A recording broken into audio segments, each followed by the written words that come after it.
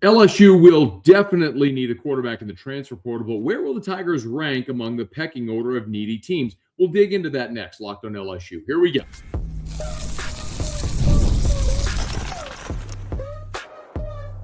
You are Locked On LSU, your daily podcast on the LSU Tigers. Part of the Locked On Podcast Network, your team every day. Okay, let's get it. It is Locked On LSU, your team every day. I'm your host, Matt Moscona. Thanks so much for making us your first listen. We're free, available wherever you get great podcasts. Of course, on YouTube as well, so please subscribe. As always, one of the fastest ways to help us grow is by leaving your comments below, so thank you sincerely for that. Today's episode is brought to you by FanDuel. If you want to be right in the middle of the action this season, visit FanDuel.com and place your NFL live bets all season long. And thank you for helping make the Locked On Podcast Network the #1 sports podcast network in the world. So I made a comment last week that I thought LSU would be the primary landing spot for any top-tier transfer portal quarterback. And I got pushback from some people on that comment, suggesting LSU's losing its top weapons offensively. LSU's offensive line isn't any good. Why would a top quarterback want to come to LSU?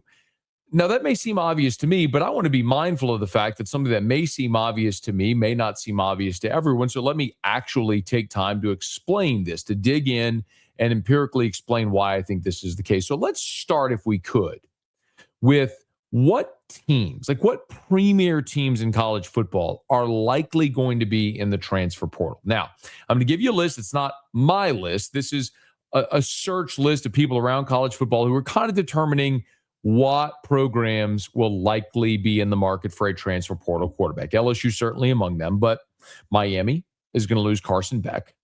Nebraska, some are suggesting that Dylan Raiola, the former five-star, could very well leave Nebraska after this year. That's a big question mark, though. Baron Morton from Texas Tech is out of eligibility. Of course, the Red Raiders won the Big 12. Morton's out of eligibility. He's off to the NFL. They don't have a very solid next-in-line choice. Indiana, Fernando Mendoza. He's obviously going to be gone after this season, transferring in from Cal, one season at IU, wins the Heisman Trophy. They're in the playoff. He'll be gone after this season. Florida State, Tommy Castellanos comes in from Boston College. They missed out on bowl eligibility this year. And Castellanos is 1 year in Florida State. Now he's gone. They're in need as well. Clemson is another one. Cade Klubnik is gone, but we know that Dabo has been very hesitant to use the transfer portal, but Clemson's a premier brand that's going to need a quarterback. You look at some of the other big programs like Ohio State returns Julian Sayin, Alabama, Ty Simpson's gone, but they did sign, one of the top quarterbacks in the country as far as recruiting class, star rankings and all that in Kalen DeBoer's first recruiting class.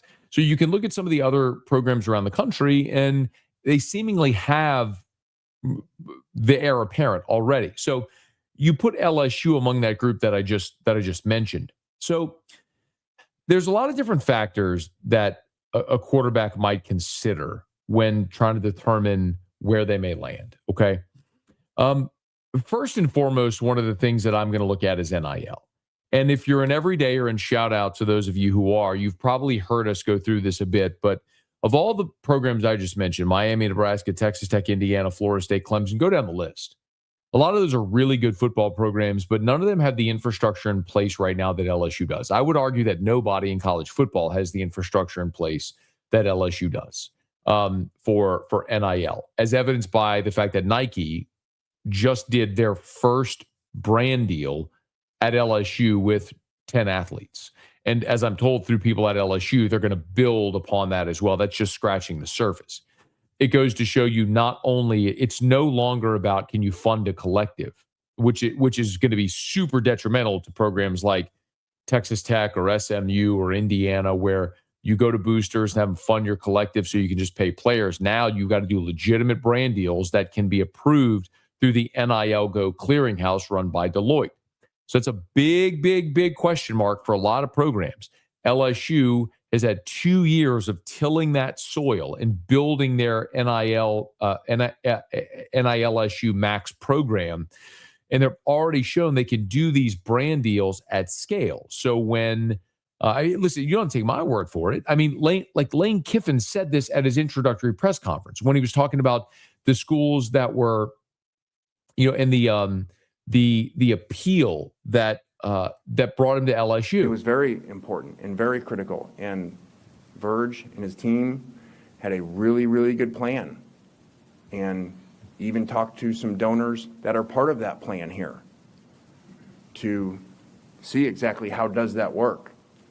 And there's a great plan here. There's a great plan of how we can come together with what we bring and what players around the country want to play for us and play in our systems, and then have that support to be able to do that so that they want to play for us and they get taken care of financially, which obviously nowadays is the world of college football, and it's very important and critical to them, which it should be. And this was the best setup. So that definitely played a factor into it, because I don't care what your systems are, without good players, they don't work. So I actually asked today about my contract, not the numbers, I still don't know them. And I said, hey, just in case I get asked on it. And he said, basically, all four were extremely similar, contracts for me. But in the process of figuring out the NIL packages, those were not similar. Those were not the same. And that's a big part of it. Okay, so we can agree. Like, you don't need me to explain any further. If you're just talking NIL opportunities, financial opportunities, LSU checks the box. We can all agree there. Lane Kiffin said it. I don't think you need me to go any further. When you look at competitiveness, Miami's in the college football playoff. Texas Tech is in the college football playoff. Indiana is in the college football playoff.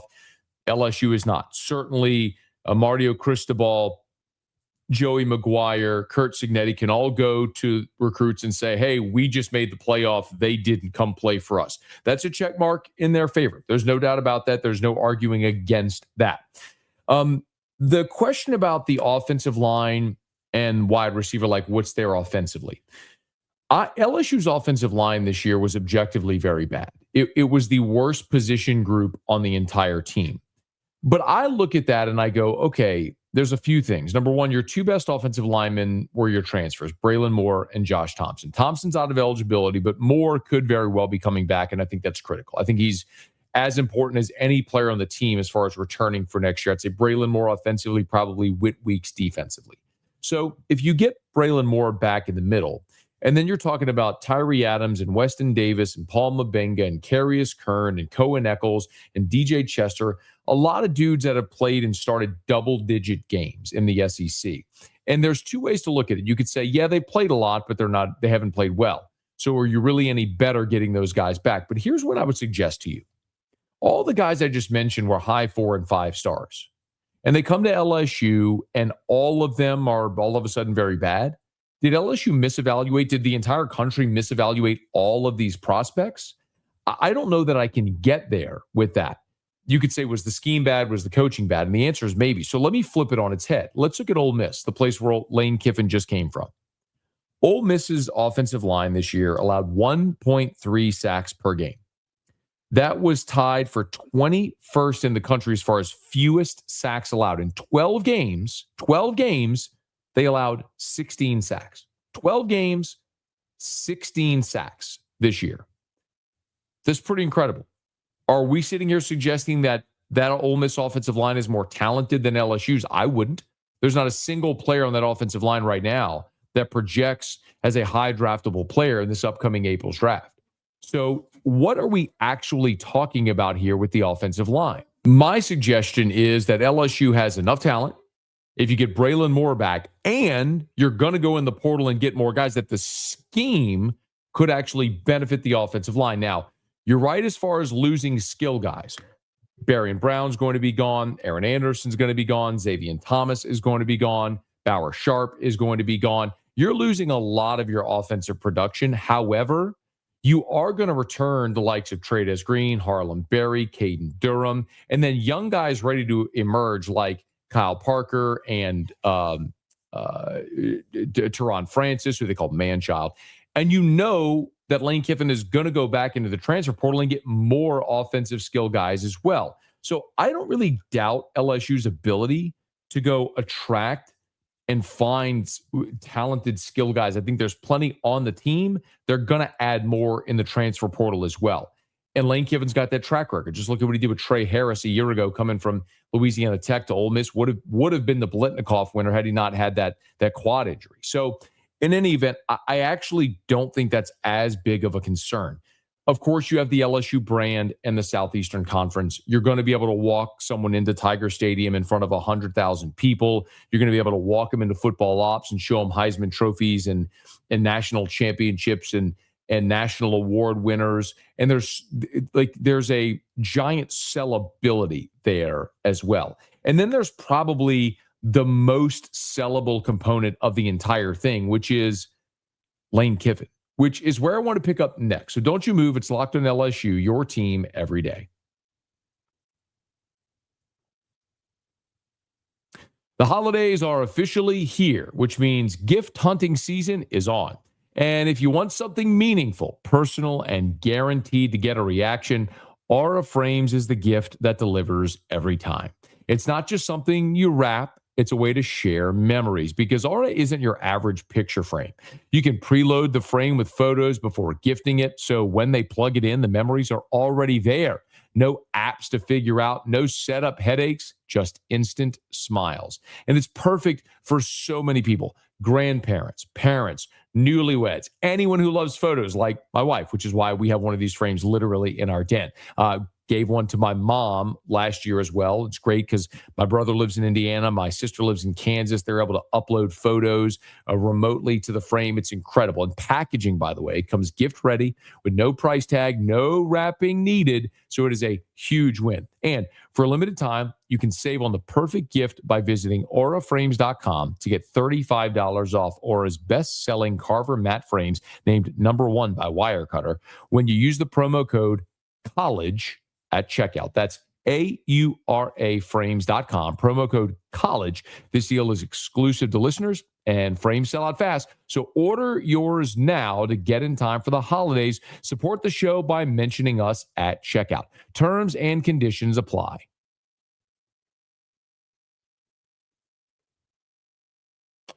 Lane Kiffin is undeniably the biggest variable in all this conversation about quarterbacks. I want to get into that in a second, but thank you for making Locked on LSU your first listen of the day, and thank you for making Locked on the #1 sports podcast network. You already live your team every day. Now take it up a level and go ad-free. Join the Everydayer Club and get Locked on LSU with no interruptions, members-only Discord access, and more, all for just $5 a month or $50 a year. Go to the link in the show notes to learn more. So the Lane Kiffin component of this, I think, is the most prominent, because while all those other things fall into place and can even be debatable, NIL, success of LSU as a brand, the skill guys around you, playing in the SEC, the draft opportunities, all of that. I mean, there's a lot of concrete data, but you could argue it a lot of different places in a lot of different ways. What is inarguable, however, is Lane Kiffin. And for all of maybe the idiosyncrasies, whether you love him on Twitter or don't, whether you like the way he left Ole Miss or don't, whether you like that he left Tennessee in the middle of the night after 1 year, got fired on the tarmac at USC, whether he had words with Al Davis and left there, all that's inconsequential. Like, you can make up your mind about Lane Kiffin and the way he leaves places, and that's fine. Like, we all have opinions, and I'm not sitting here telling you should feel a certain way. What I think is indisputable, however, is Lane Kiffin's ability to coach offense, and in particular, have productive quarterbacks. Like, that is an inarguable fact. Like, if we go to Lane Kiffin's time at Alabama, for example, in 2015, 2014, he's got Blake Sims there, who's a converted running back who becomes a 3,000-yard passer. In 2015, He takes Jake Coker, who's a statue and completely different from Blake Sims, and they win a national championship with Blake Coker at quarterback. And then in 2016, he's got true freshman Jalen Hurts there as his quarterback. So all of that time with different skill sets and different levels of experience, he continued to have success. Well, of course, in 2016, they went to the national championship game, as we know, and Lane was basically told from Nick Saban before the championship game, hey, why don't you go on? But in 2017, he goes to FAU. Jason Driscoll is his quarterback, who throws for 2,300 yards, 15 touchdowns, 4 interceptions. They win double-digit games. 2018, they took a little bit of a step back with Chris Robinson, 12 touchdowns, 12 interceptions. But then Robinson in 2019 comes back, throws for 3,700 yards, 28 touchdowns, 6 interceptions, and FAU wins the Conference USA Championship again. So then Lane Kiffin goes to Ole Miss, and you could start with the COVID year where he had Matt Corral as his quarterback in the COVID year. And Matt Corral was outstanding, threw for over 3,300 yards and 29 touchdowns in that COVID season. In 2021, Corral comes back, 3,300 yards, 20 touchdowns, 5 interceptions. In 2022, Jackson Dart transfers in. He's but 26 yards shy of 3,000, another 20 touchdown season. And we know what happened with Jackson Dart. He only got better. 3,300 yards the next season with 23 touchdowns, 5 interceptions. And then a year ago, Dart, 4,200 yards, 29 touchdowns, 6 picks, becomes a first-round draft pick. Then they go into this year. Austin Simmons is supposed to be the stud. He gets hurt early. Trinidad Chambliss from Division II comes in. Chambliss ends up missing basically 4 games, but still throws for 3,016 yards, 18 touchdowns, 3 interceptions, also ran for 470 and 6 scores. The point is, it doesn't matter. Inexperience, experience, veteran, new, first year, Division II, Power 4, everywhere Kiffin's gone, Bama, FAU, Ole Miss, quarterbacks, productivity follows. That's an undeniable truth about everywhere Lane Kiffin has gone. So you look at what quarterbacks might be available. Now, you talk to folks around Ole Miss, and it stands to reason that one of those guys, Chambliss, provided Trinidad Chambliss wins his appeal and gets another year of eligibility. If you're not familiar, he's a Division II player who this was his last year of eligibility, but he's appealing for another year, basically under the Diego Pavia rule, and he'll probably get it because the NCAA is tired of being sued, so they're granting waivers for everybody who wants to keep playing. And then Austin Simmons, who, I had a baseball scout tell me that coming out of high school, Simmons would have been a top 3-round pick coming out of high school, but picked football as his path and is going to be outstanding ultimately when he comes into his own because the physical ability is so good. But if Chambliss gets another year of eligibility and stays, Simmons probably transfers and could very well transfer to LSU. If Chambliss gets a year of eligibility, transfers, could land at LSU with Kiffin and Charlie Weiss, and maybe Simmons stays at Ole Miss. If you get neither of those guys, let's say Chambliss doesn't get a year of eligibility and Simmons stays at Ole Miss, fine. Sam Leavitt from Arizona State is certainly one of the guys at the top of almost everyone's list. He had a fantastic season in 24 when he left Arizona State, led Arizona State the college football playoff. This year saw a regression, but a guy with a ton of ability. Dominic Raiola would be interesting. He was a 5-star, spent the last 2 seasons at Nebraska. He's a legacy there where his dad was an All-American offensive lineman, but Raiola is rumored to be considering going in the transfer portal. There is the Bryce Underwood component of this, which will be fascinating to watch. Underwood, of course, was committed to LSU for a solid year before he flipped to Michigan a week before signing day last year around late November. Well, Underwood started this year at Michigan. They went 9-3, but with Sharon Moore being fired, Underwood's campus said that they're waiting to see who the next coach is going to be to make a determination on what Bryce Underwood's future will be. It would stand to reason that he could certainly land in Baton Rouge at LSU with Lane Kiffin in this offense, which would be outstanding. 2 other names worth watching.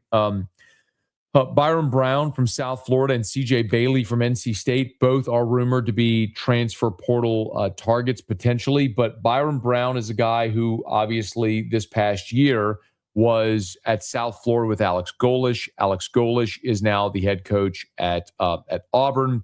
Brown threw for 3,100 yards, 28 touchdowns, 7 interceptions. He was absolutely outstanding this past season for the South Florida Bulls and a really big-time season, 6'3", 231 pounds. And he can run the ball as well. This year he ran for 1,008 yards and 14 touchdowns. So he is the definition of a dual threat. So if Byron Brown goes into the portal, he will be highly sought after, and LSU could very well be on or at the top of the list. And then there's C.J. Bailey from NC State. It wasn't an awesome season for NC State, but Bailey is a guy who, another dual threat quarterback who put up big time numbers, passing 23 touchdowns, 9 interceptions, 2,800 yards, just shy of 2,900 yards. And then also this year, he ran for 215 yards and 5 touchdowns. So you're talking about guys in the portal. If it's Chambliss, Simmons, Levitt, if Raiola goes in, Underwood, Brown, Bailey, you're going to land someone on that list of elite level quarterbacks. And the question is, do you trust Lane Kiffin and GM Billy Glasscock to identify who is their top target based on ability and skill set, and then their ability once they get here to maximize them? And if the answer is yes, LSU should be just fine. But I think one thing's clear is the starting quarterback when LSU plays Clemson in Tiger Stadium in September is not on the roster right now. It could be one of those we just mentioned. Okay, it is Locked on LSU. We'll knock out a quick break. One quick thought on the Tiger basketball team, which got a big win on Saturday. We'll get to that as we wrap up Locked on LSU, your team every day.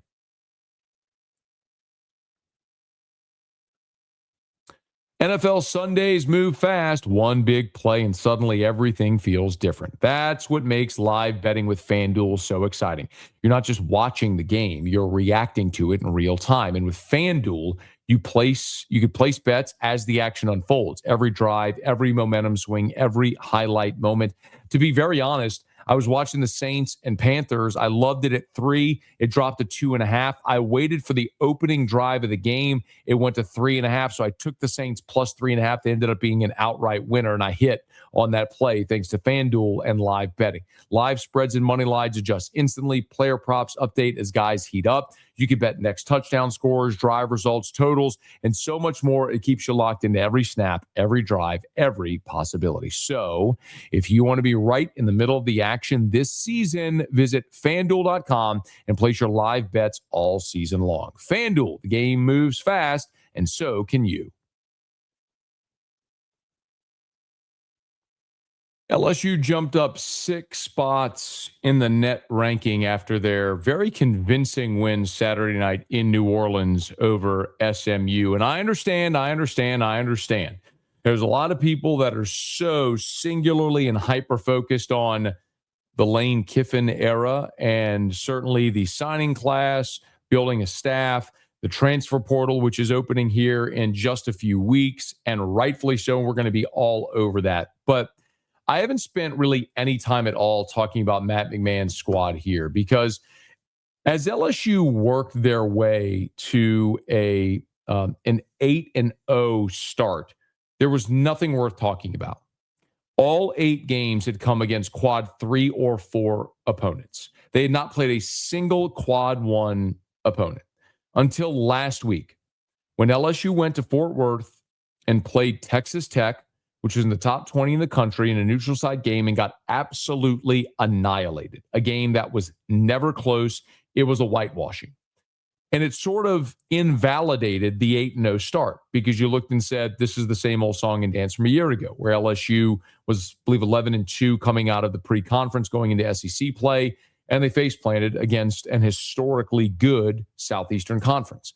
So the question was that 8-0 start just fool's gold because of who you were playing? You're beating up on lesser than teams. So to go out Saturday against SMU and have equally as convincing a win was certainly impressive. It's a quad one win for the Tigers, who are now 1-1 in quad one games. They're 9-1 overall. And it wasn't just that they won, it was how they won. Michael Nwoko was in foul trouble, who's been one of LSU's most consistent scorers. Max McKinnon was absolutely deadly as a sharpshooter in the ball game, 6 of 7 from 3. DJ Thomas had a 12-assist ball game for LSU.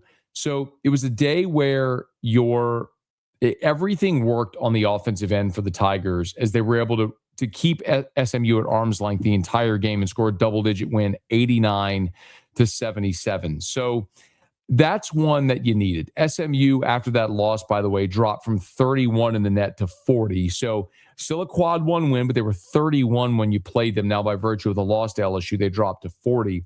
And when you look at LSU and what's ahead, this was one of those that you desperately needed to get, because there's nothing left on the schedule in the next 3. And I can understand why Matt McMahon built the schedule the way he did.